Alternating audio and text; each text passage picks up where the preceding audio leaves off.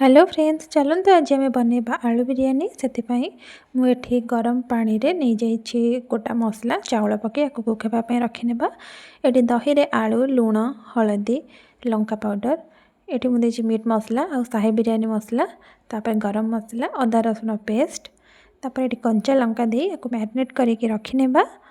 तापर ये देखो आमर चाउलटा कुक हो जाइए पैन नहीं जावा पैन रे तेल नहीं जावा तेल आम पियाज पकई भाजी ने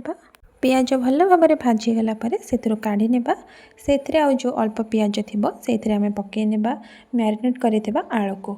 तापर आपको कुक होगापी रखिने जेहेतु कंचा आलू टिके टाइम लगे ये देखो आलूटा आमर कुक हो जाए देदेबा कुक हो रही भात तापर आम ऊपर पकई ने भाजी रखी पियाज पियाज को दे सारापर ये पुदीना पत्र दे देपर धनिया पत्र दे देदेपर टिके फूड कलर एबे हमें 5 ରୁ 7 मिनट रखिने तापर ये मुगुआ घी देकी सर्व कर। भिडियोटी भल लगी तो लाइक करने।